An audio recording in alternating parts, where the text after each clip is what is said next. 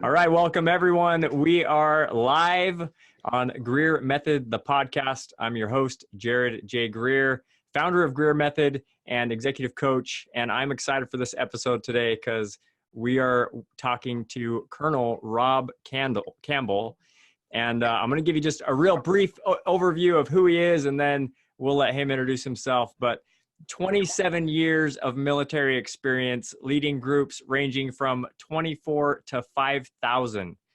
He's an executive coach, a consultant, author of the book, It's Personal, Not Personnel, Leadership Lessons from for the Battlefield and the Boardroom. And this is probably the coolest thing that I saw that was actually public. He's got a Master's of Strategic Studies from the U.S. Army War College. Like, that just is awesome. If you're going to go anywhere and get a degree, whether you use it or not, why not U.S. Army War College? So pleasure to have you, Rob. Thanks for joining us today. You bet, Jared. Glad to be here. So I know you and I are just getting to know each other as well, but let's just start out with, give us an idea of where your passion for leadership comes from and how you got to where you are. Yeah. Thank you. I stumbled upon it quite by accident. When my freshman year at college, I was a basketball fanatic, a jock, right? And I didn't make the basketball team. And so it was a turning point in my life, right? What do I do now? Basketball is no longer going to be, something I do. I can play it, but no longer on a team. And so I needed beer money. I was broke. I was a college student. So the Army National Guard in Massachusetts was offering sign-up bonuses and free tuition.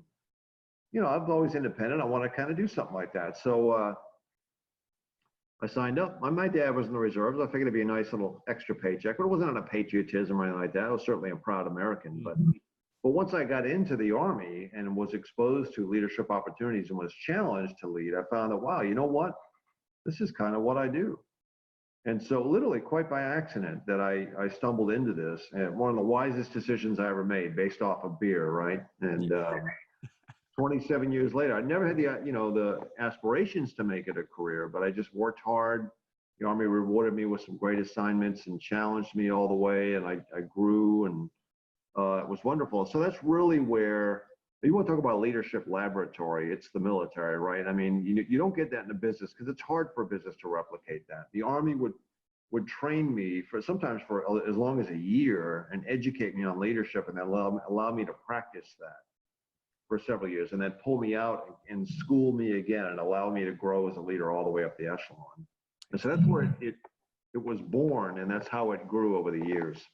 So you started out, had a love for basketball, kind of felt like, well, what else is there? National Guard presented itself. And then when did you make the switch to the Army? So I joined the Guard while I was in college, and then ROTC was presented on campus. It was the first time there. I was out of University of Massachusetts. And I was at a small state school in North Adams, and there was an extra $100 a month, right? So I initially went after that, and then as I got into ROTC and I into the Guard and started doing all this Army stuff and saw the possibilities that were out there, it really grew on me, and I wanted to do it full time. And of course, to be an officer, you have to have a degree. So I finished off my degree at the 4-year mark in 1990, left Massachusetts, and never came back. Wow. Yep. And what was it about? I mean, a lot of people could say they get into the Army, the military, and it's drill sergeants, it's rigidity. Yeah. So talk about some of your early experiences with leadership that maybe gave you a different feel for all that. Sure. Yeah, that's a normal assumption somebody might make about the military, because what's their data point? It's TV, what they see in terms of what we do. The thing that opened it up for me, I think it was the cause, it was the calling, it was something bigger than me.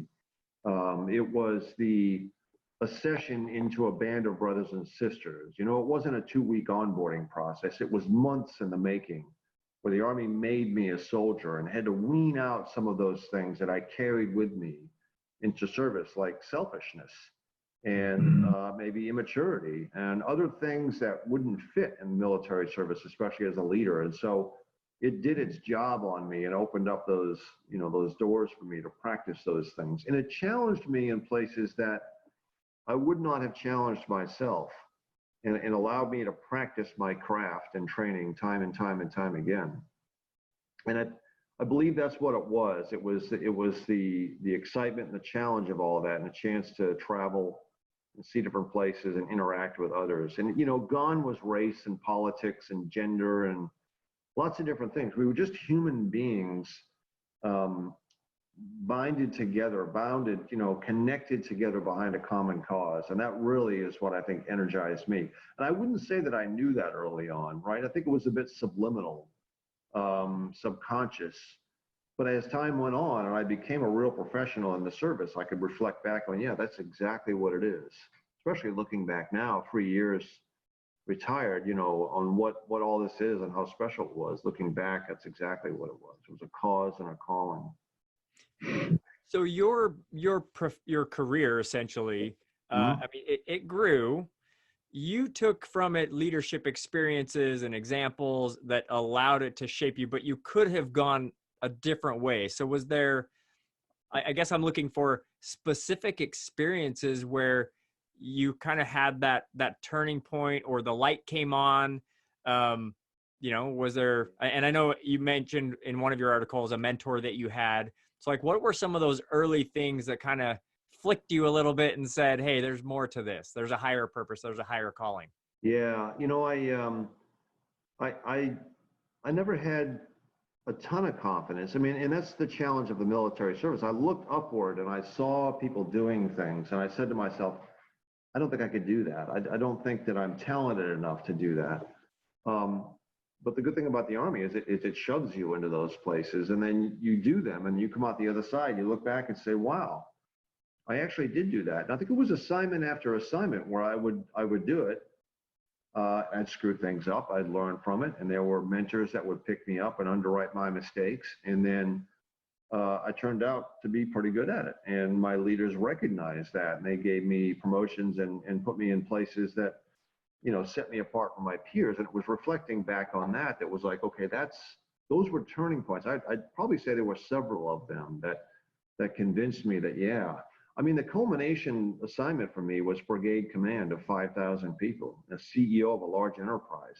Never in my wildest dreams would I have imagined I could have done that in the military. I looked up at those guys as a young officer, like, they're godlike creatures. I mean, I could never aspire to do something like that, but I did because the Army opened those gates for me. And so I think it was several things along the way, and it was mentors that showed me that I could do it and roughed me up a bit and, hardened me to get to those places. So I'm hearing, and I want our listeners to just grasp as well, a couple of things is maybe forcing yourself into those scenarios that you weren't super confident or comfortable in, but also the role of others maybe helping you to be pushed and forced. And then also the repetitive practice. Going back to it.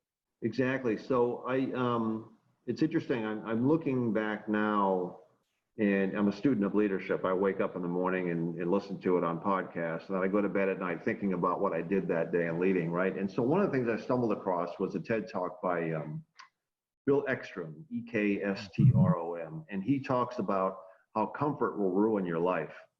And what he shows in that TED Talk are 4 comfort rings. Places that people occupy. And the one that we typically occupy is the one of comfort, right? Where the outcomes are predictable. We're in environments that we're used to.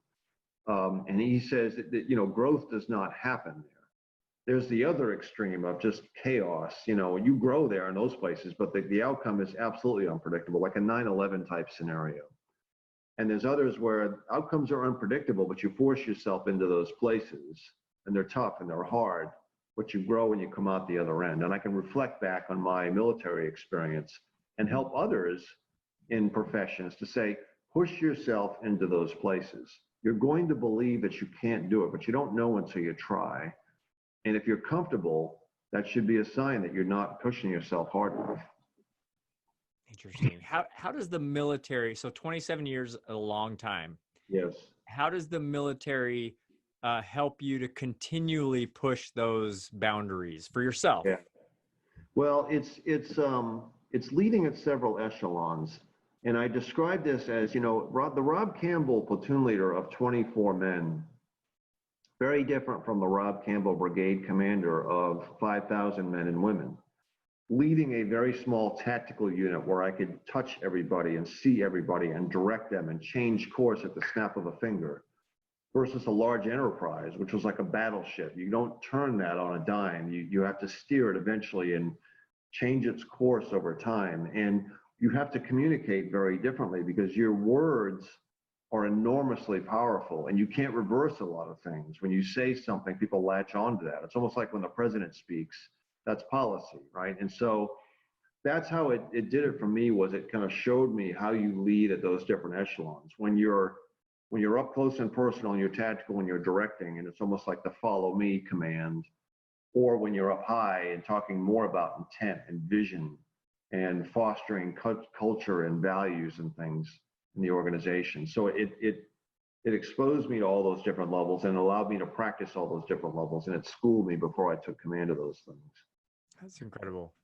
So in one of your articles, you talked about when you were, I think, brigade leader, and Yep. Forgive me, I'm not a military guy. My dad was, he was in the National Guard, retired from the National Guard, but I literally called him before this call and I was like, hey, if he's retired, Colonel, do I still call him Colonel and introduce him as Colonel? My dad was like, well, is he a full bird colonel? And I was like, I got no idea what that is.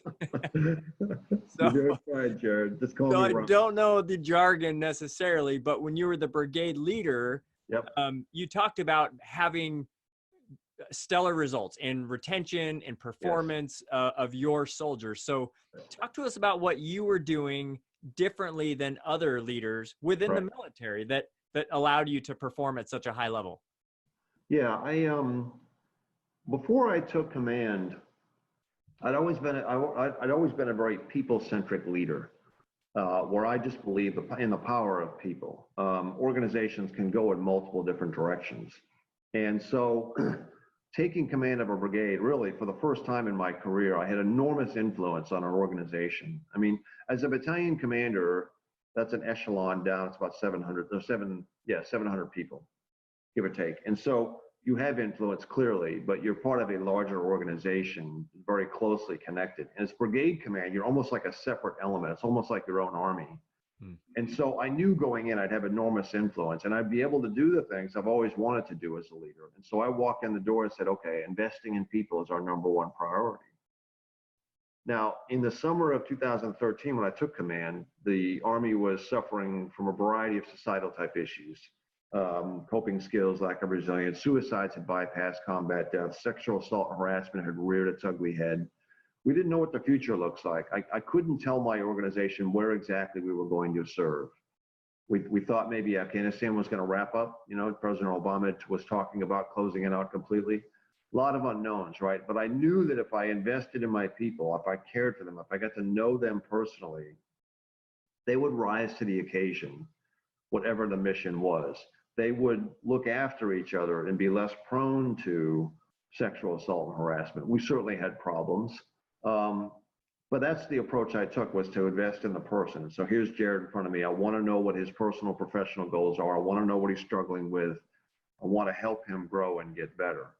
And I want to invest in him. And so that when you're far away from me and the mission comes, because I'm investing in you, because I'm creating that culture of belonging and safety and a shared future, you'll rise to the occasion and do what you need to do. And that was the catalyst towards us achieving #1 ranking in the Army for Human Resource Performance, and several of the leaders of my organization getting selected for promotion in commands, and why we led our division in retention. People wanted to stay in an environment like that, and so that was the approach. And I did it in a variety of different ways, which I talk about in my book, in terms of how I manage my calendar, where I focus my language, my communication, places I would never assume risk, and the priorities that I set were all very people-centric. So powerful. Talk to us about what that looks like for somebody leading a group of 700. Yeah. How do you get personal with the one when you've got 700 of the one? Yeah, there's a couple of things. So I mean, I'll give you my 5,000 person example. I had 7 subordinate franchise organizations, right? Each of about 700 or so.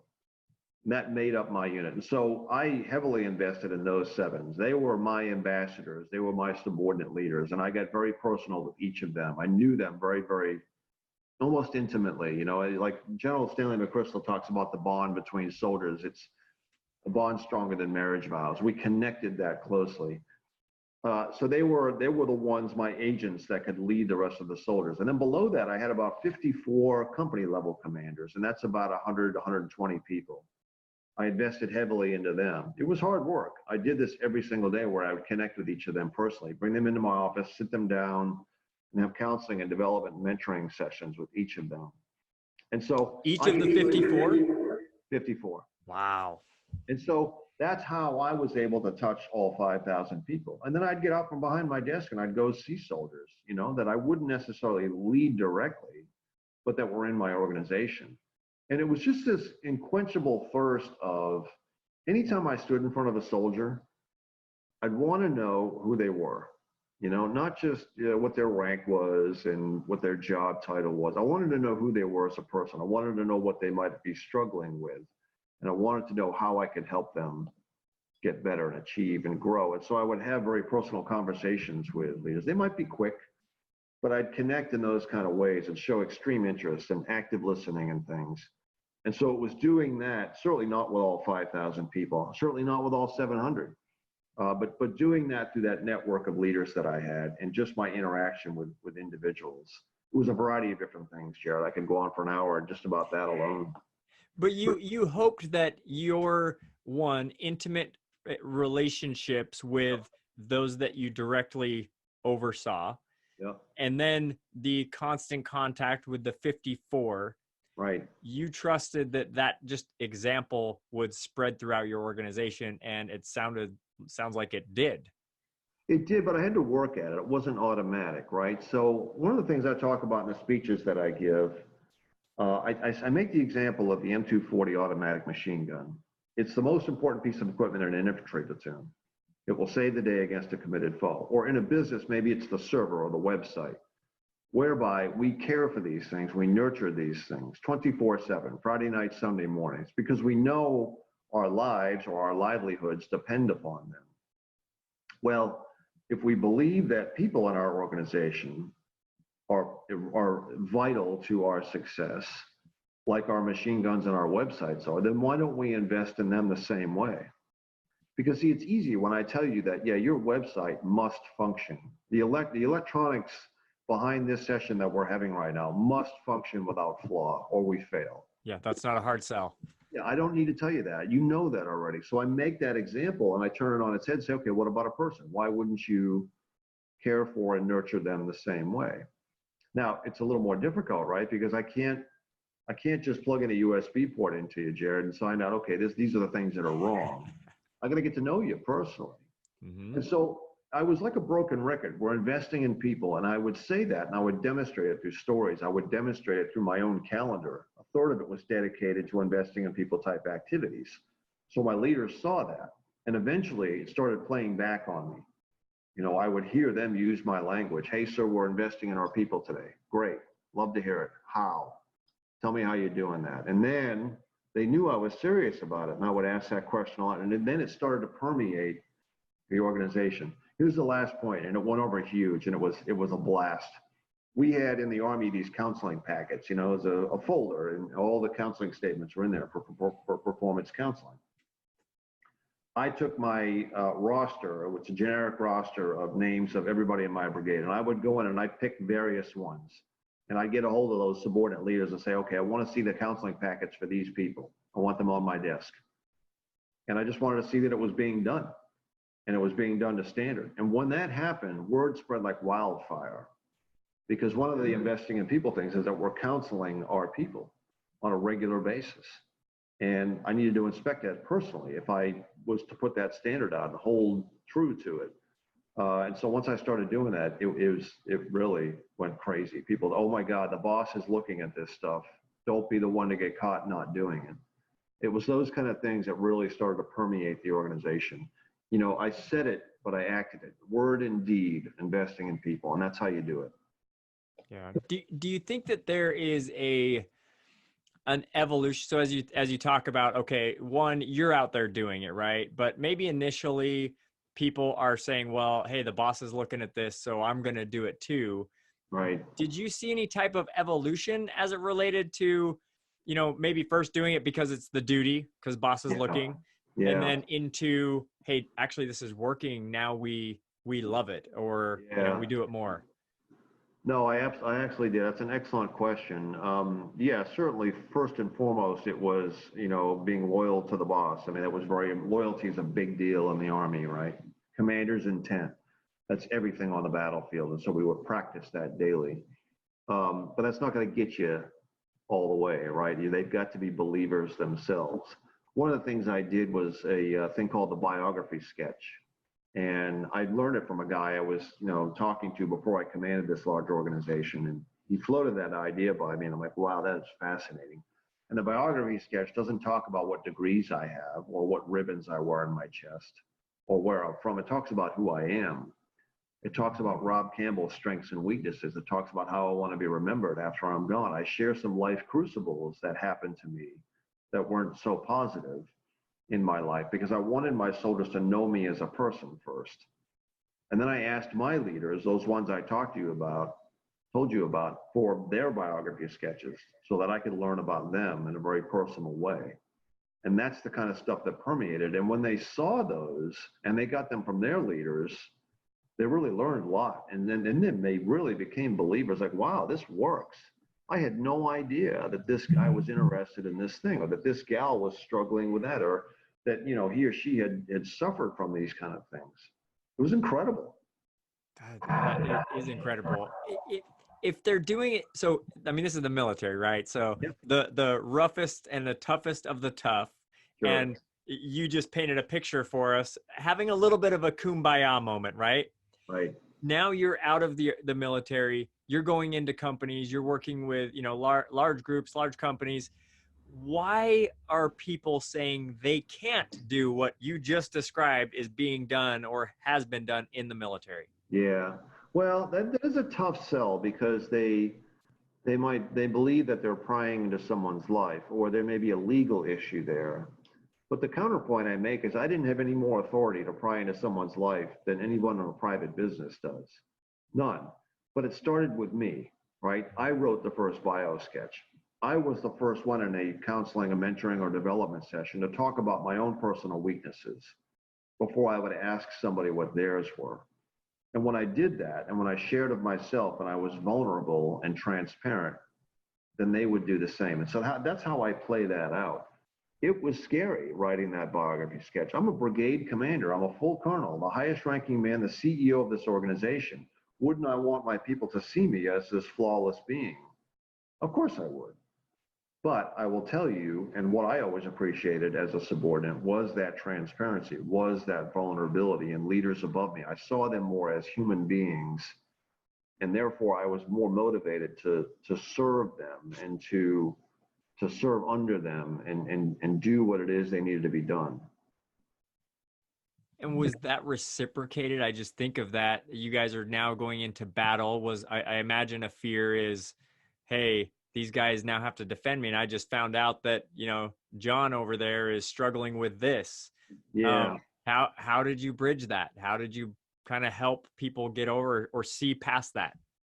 Yeah, you would think that would be a risky thing, right? Where, oh my God, I'm going to war with this guy and he's not 100%. Well, first off, we didn't take people that were 100%. Now, certainly if they were dealing with something that we could, manage just by, whatever needed to be done. Like people needed to be led differently, all those subordinate leaders I told you about.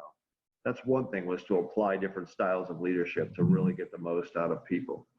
But certainly if they had any deep-rooted issues that were going to affect the battlefield, then we owed it to ourselves and we owed it to our nation to not take them forward into dangerous areas. So that was really, we didn't really overthink that much. I know that people appreciated the transparency, and I see it today in businesses. When I do executive coaching, the very first session is we share of ourselves and our stories, and I'm the first one to tell mine.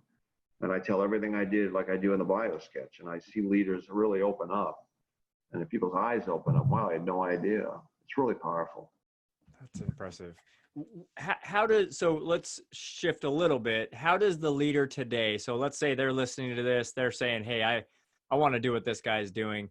How do we evaluate our leadership? Like, where do we start to think, okay, am I a good leader? Am I not a good leader? What is your, advice for evaluation? Yeah, that's a great question. And so I get that a lot. What's step one in Leadership 101? It's fall semester and you're in class number one, day one, right? What is that? Well, I believe it starts with self-awareness. So it's turning inward first. We don't think of that often because we think of those that we're leading. But we need to do so self-aware. We need to have introspection and really think about our personality types and what that means for how we lead. I do the DISC assessments a lot, and it measures a bunch of different things. And I'm very high on the I scale, which is inspirational, right? But I'm very low on the details side of things. I'm not a details guy. Okay, that's a problem for me in some scenarios as the leader. And so by knowing myself, I can now round myself out or know that I shouldn't be in here trying to do this because I'm just going to trip and fall. I need to get some help or work harder. Like introverts, which are fantastic leaders, but they need to approach things differently. Before they go into a meeting, they've got to prep and be ready to deliver the sound bites. They're not off the cuff type speakers. An introvert would prefer not to be, hey, what's your thought on this? They want to think about it and process it. And frankly, what they give us back is something that's very powerful. But to my point, it's self-awareness is the start point, knowing yourself first and then being able to lead appropriately. And I just think, don't overthink it. This stuff is really not rocket science. It's just a very human endeavor at its very basic. Think about how it is you want to be treated, how it is you want to be led, and then be that leader. Reflect back to those that, you served under, you worked under, and those leaders that were good and bad, and then take pieces of that. What I am today are pieces of several leaders that I watched and emulated and took the very best of and put those into practice and tried it. And I think that's what it is. And it's just loving your people. It's getting to know them on a personal level and just really thinking about them and making that the first thing that comes into your mind. Okay, here comes our performance standards for first quarter. Okay, cool. So I see what the money things are. I know how many clients we have to bring in and what our sales objectives are. My first thought is, okay, how am I going to lead the people appropriately to achieve those? What does that mean for the place that we're in? What does it mean for Jared, who's going through some problems in his life right now? All those things. And that's what a leader does, is think through those things and then lead appropriately. So I want to just maybe challenge both of us for a little bit. I read some research not too long ago that, and I'm not going to quote the exact percentages, but essentially it said, hey, leaders think they're doing a better job than their employees think they're doing. Yeah. Right. So that's not uncommon. We can cite the Gallup research that tells us that 70% are disengaged or what have you. Right. But that just that one little, the leaders out there today they think they're doing a better job than their employees think they're doing. Yeah. So is that because they're looking at the wrong outcomes, or why do you think that is? Yeah, I think that's part of it for sure. I mean, if the business is thriving and it's hitting its objectives, then by default they think, well, I must be leading well. Now, people are doing what they need to do so they don't get fired. But I mean, if that's the reason they're performing, you're in a bad place. So yeah, they may look at that where this company's doing well, therefore I must be a great leader. A lot of times leaders are reluctant to ask hard questions that they may be afraid to get the answer to. And that may be in a session one-on-one where, hey, Jared, give me some feedback on how well I'm leading. Or were you clear on that? Or what two things can we improve in this team, in this department, in this company? Because they're afraid of the answers, because those are challenging. Go back to the comfort rings, right? We don't want to move out of that comfort ring because we just want to be in a predictable environment. And it's predictable if I don't ask the question. It's not predictable if I do, because I might hear something I don't like. And that's what happens a lot. And I think that's where it's blindness. That's where leaders get blind, is they just believe because we're performing well, then therefore, or because nobody has said anything, then therefore, it's things like that. And so there's a variety of different ways you can pulse your people and your team to get that feedback to know whether you're leading appropriately or not. Yeah, I definitely see that as well. And I think, just even thinking it through this conversation, we've touched on a few things that if leaders would do, namely share your own vulnerabilities, share your story, share your mistakes, get personal with them, inquire about their personal goals. Yeah. What is it that you're working for? Why are you at this job? What do you hope it will bring for you? What do you hope it will bring to your family? What do you want it to be for you in 5, 10, whatever it is? And then that component of exactly what you're talking about, how can I be better? I mean, I know in my work with clients, I'm encouraging husbands to ask their wives that.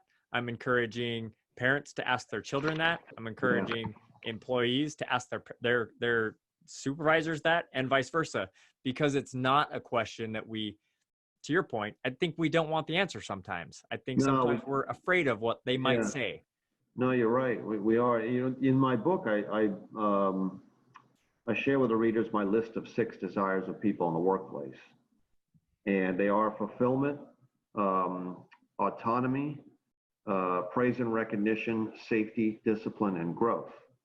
And I could go on and on about where I came up with those. It was a variety of things I did, and I described that in the book. But I do a seminar. In fact, I'm doing a seminar next week on 6 people-centric ways leaders build strong teams. And it's by asking questions like that. It's by pulsing your organization and an individual on where they're at. Fulfillment, for instance. So I would come up to you and say, Jared, give me a sense of your fulfillment. Full tank, half tank, quarter tank, empty?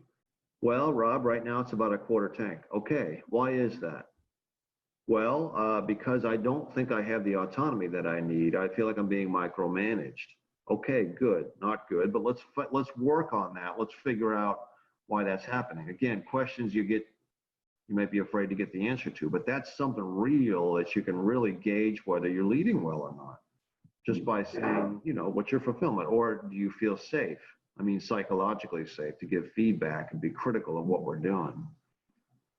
Very powerful tool. Love that. And definitely maybe even an indicator, if you're fearful of asking those questions, probably a good time to ask those questions. Exactly right. I think back to one of my early experiences managing people. I gave them actually a survey to get feedback for me. And I wish I could say it was fueled by my desire to get better, but honestly, we were killing it as a team. We were performing really well. I expected to just get praise. I expected that I was going to get showered with accolades. And what came back surprised me. And it showed me that I wasn't thinking about them as humans. I was thinking about them as employees who were there to get a job done. And that was it's been more than a decade now, but I mean, I remember it like it was yesterday because it was such an eye-opening experience. And it taught me how leadership sometimes can have the wrong perception based on what they're measuring. Jerry, you could do it in a meeting. I mean, think about it. Let's say you're leading 6 people. Take out a stack of 3x5 cards and then pin somebody in the meeting and say, okay, I want you to collect these up when they're done. I want everyone to write down 2 things that I need to start doing as a leader, 2 things that I should stop doing as a leader. Don't put your name on it. It's autonomous. And then you tag that person to type it up so that you can't see anybody's handwriting or anything. And then just very generically share that. And then that's feedback. And feedback is a gift. You've got to think of it as that. It's free and it's yours and you can do things with it. And it's really eye-opening. What's the hardest piece and maybe best piece of feedback you've ever gotten? It was, so I'm a bit of a good idea fairy. A mentor of mine once described 3 people: the mule, the closer, and the visionary. The mule is the guy or the gal that can just do a ton of work, and you're just blown away by how they can get through their day and all the busy tasks that they have to do. But they're just head down and they're just cranking out stuff. The closer is the one that puts the ribbon on the project, gets it on autopilot, gets it going, right? Puts it into action.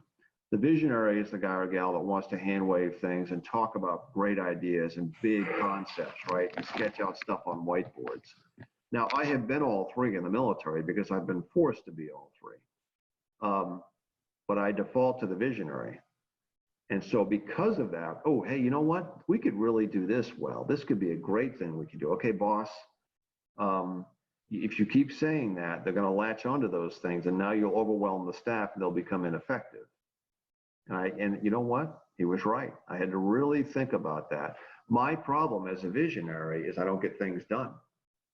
Now, that doesn't mean I was a brigade commander. I succeeded, obviously, but I need someone around me that can be the action guy, that can be the closer and be the mule for me to round me out so that I can perform better. But that was profound feedback that I got.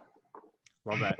If you don't know about it, you can't change it. And that's, you know, that, or you're probably not going to change it. You could change it. You're not going to change it. Yeah. Love that. What do you think is the fastest way that somebody can accelerate their leadership abilities?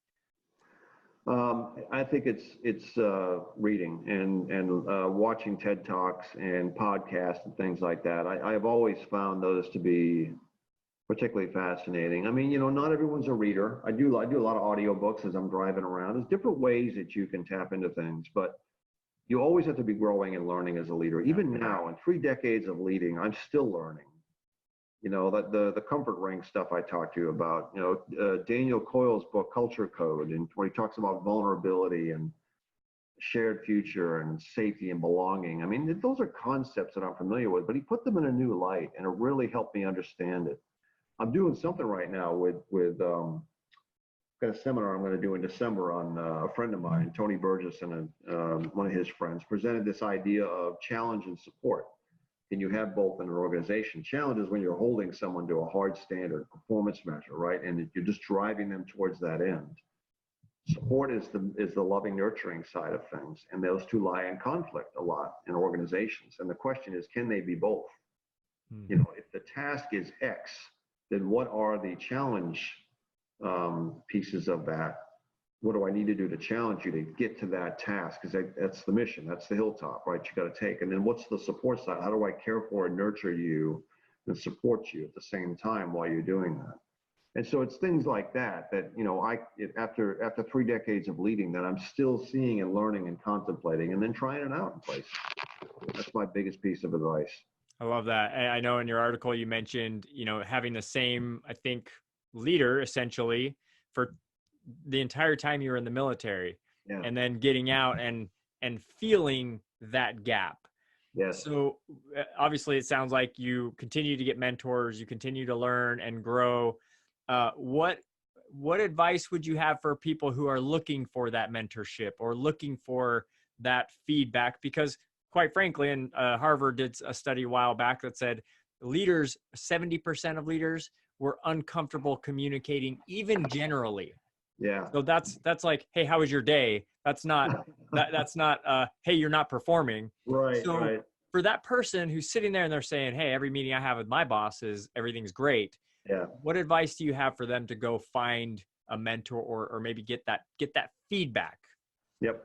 Well, it is getting a mentor. That's the advice. And I think the way to do it is you got to get out and network. And I'm always networking. Like, I mean, this is networking. I'm meeting you. We met on LinkedIn and, you know, here we are talking. And so I do this a lot. And we had this great saying in the Army, everybody has a sergeant. And that was the guy or gal that kept you to standard, that ensured that you were living out the values of the organization. It was there when you least expected it. When we had a moment of weakness and you got selfish, they'd be standing right there. What are you doing? You know, always there. World-class non-commissioned officers that made me the leader that I am. And I had a sergeant from the day I raised my hand till 27 years, 5 months, and 7 days later. Wow. You need that on the outside, right? And I'm not talking about a mentor. Well, here's my email. Call if you need me. It's a person that, okay, Jared, we're going to talk every Thursday, and I want to know where you're at on this growth of yours, because I've been down the road. I'm a few years ahead of you, and I'm going to hold you to that. I'm going to ask you to, you know, to tell me, what do you want to be, and what are you going to do over the next 2 weeks? That's mentorship, and that's somebody that can give feedback and kind of help, grow you and get you there. I had those in the military by default because we had that chain of command and they were there for me. Well, I lost them. I lost that sergeant when I got out. And so I had to replace that on the outside.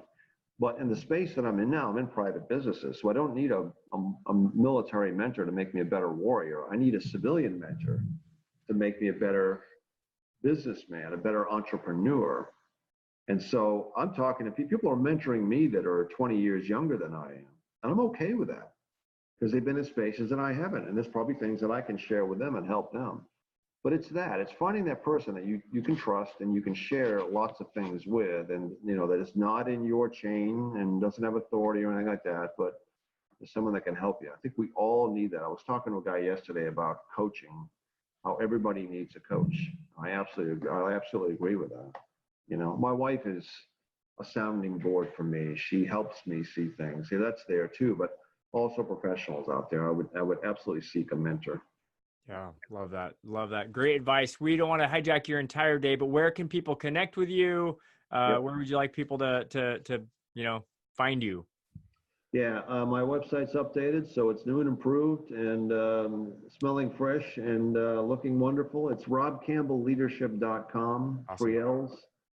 And I'm on LinkedIn too. I've got about 18,000 connections there. It's pretty big. It's a great network. I really love LinkedIn. And that's Rob Campbell Leadership. You can find me on LinkedIn there. Those are the two main places. My book is on my website. You can find it on Amazon too. But at the website, you can see videos and my blogs that I hit every now and then, and everything else I'm up to is right there. And LinkedIn too. You can see my articles and all the stuff I do. Those are the places I live. Awesome. Awesome. Thanks so much for your time. One last question. Any questions that we didn't ask that we should have? You nailed it, buddy. I got to tell you, I mean, those were some really, really great questions. I can't think of any. I think we talked about some really good things. If you're struggling as a leader, go out and learn from others and plug into sessions like we just did. I think that's the thing to do. Yeah, and I want to just emphasize, I love the portion of the discussion in the beginning where we just said, push yourself outside of that comfort zone. You talked about the 4 chains of comfort, and like, there's just so much. Oftentimes I just think about all of the social media, and we're watching these other people go and push these boundaries, and we're too afraid to push them ourselves. And don't compare your boundary to Gary V's boundary or Rob Campbell's boundary. Nope. Just find your own boundary, push up against it. And I just think that's such a great message. The military clearly does it. And, you're helping businesses do it. And so we just thank you for your example. Thank you for your service, Rob. Just really appreciate it. That means a lot. Country needs people like you. There's my parting advice. Go do what you love. Go do what you love. Yep. Awesome. Well, hey, thanks so much, Rob. We're going to let you go. And everyone, thanks for watching and listening, and we'll catch you next time.